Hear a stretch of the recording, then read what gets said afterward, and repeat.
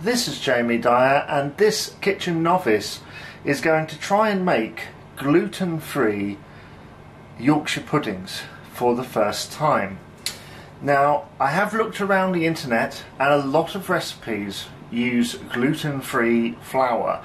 This one differs from that. This one uses oat flour, and this is from bulk. So this is gluten-free ultra-fine oats. My wife has used it in many recipes, and most of the time it comes out excellently. There's just something about oat flour, I think, that just works with a lot of things. So, first thing I've done, and this is why I picked it up to begin with, before deviating, I have put some oil, 1 dessert spoon of oil in each one of these. This recipe here is going to make about 8 Yorkshire puddings. So the first thing to do is to get a cup of oat flour, and what we're going to do here to get the cup is just to scrape that off the top so we don't compact it too much, and then we're going to put this in here.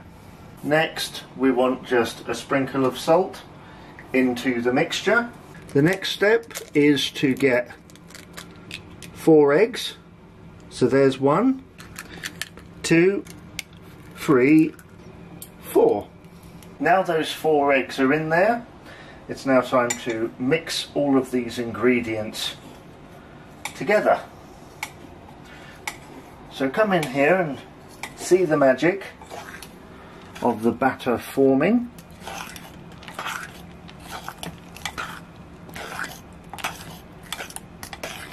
We can see that the consistency is changing as the eggs mix with the flour, and it's turning almost custard yellow here, but I won't be putting that on my jam roly-poly anytime soon. So I've been stirring this for a couple of minutes, and we're just going to go a little bit more vigorously just to get all the lumps out. And I feel like I've had quite a lot of practice at doing this type of thing in previous videos.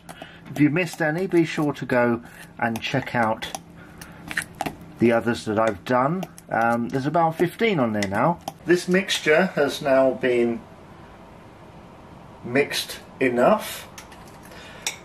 So now for the next stage, which is 1 cup of oat milk.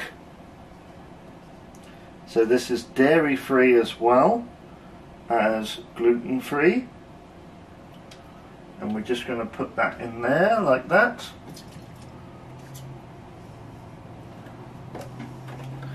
And mix it round some more. That's much runnier, even more so than the pre-oat milk step. So I'm really having to scrape the bottom of this just to make sure that there's nothing hanging on. So I'm about to do a bunch of steps, and I have to do these quite fast. So I'm not going to be speaking very much. Let's go.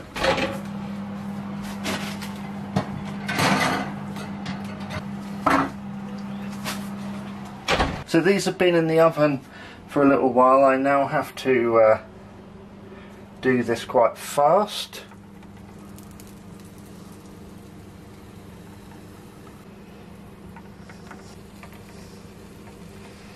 And you can see they're already almost cooking in the rings here. I'm only supposed to fill these up, say half, and we should have enough for here.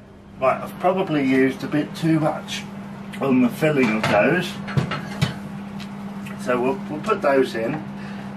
This is all trial and error, isn't it? Like I say, all trial and error. Right, after all that, no idea how that's going to come out. Now to bake them for 15 to 20 minutes.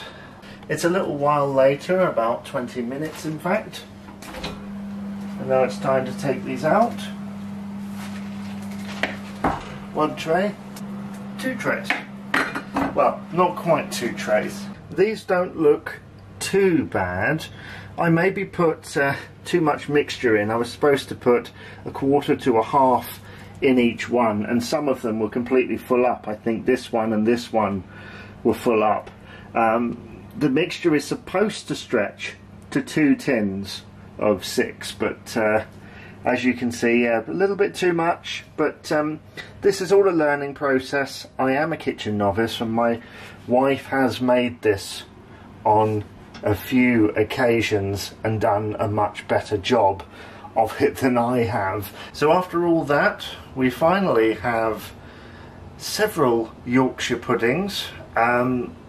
There are things I would do differently next time, but the ones that I do have come out okay, I feel, certainly from a visual perspective. So let's now try this, and I'm going to try this in several different ways. You'll see in a moment, or maybe you've already seen the thumbnail. If you click it on this video, you probably have. So let's try this. You can see inside there, nice and fluffy. It's nice and crispy on the edge. And fluffy in the middle, which is exactly what you want.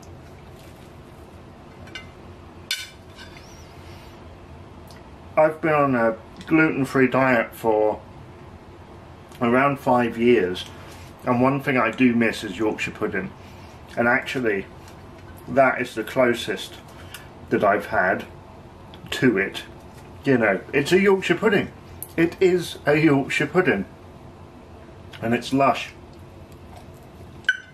So I couldn't do a video about Yorkshire puddings without paying attention to the fact that people serve them in different ways.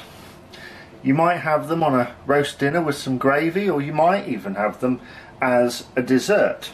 And what I thought I would do is try my efforts here with those two different variations.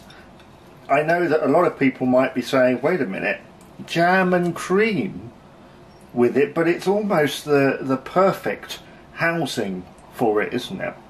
So, got a bit of gravy there from the dinner earlier. I'm going to try not to get it on the jam and cream. It's just a flawless combination, and I think if I made this for a family of mine who aren't on a gluten-free diet and I didn't tell them, I don't think they'd know. Because that is honestly the closest that I've ever had to a Yorkshire pudding. So with this one, I'm not going to use the fork. I'm just going to bite into it. We've got some jam in there, some cream. And just as I thought, a perfect housing, nice and crispy on the outside, fluffy on the inside. And there were mistakes made. I mean, my counting was a little bit off with things and measuring and stuff, but this is why you can't expect to get these things right first time. I'm certainly going to try again at some point. My wife has made this on a couple of occasions and managed to get 12 in a tin. One day I will reach that goal and will let you know via the Patreon and all my social media channels when I reach that. But please do try this yourself, because this is amazing. And basically it's Yorkshire pudding but with a substitute of oat flour in there. That's the difference here. So try it yourself, and I will see you once more for another Jamie Tries Cooking video.